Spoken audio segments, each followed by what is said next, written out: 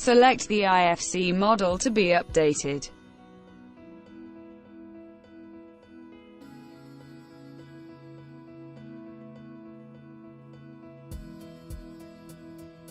Choose the new revision file.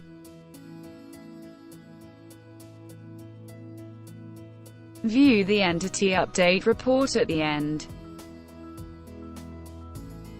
Automatically confirm, and account for all entities that meet the conditions of the previously defined measurement rules. Get the automatic update of the calculation to the new design status. You can also view the added entities graphically.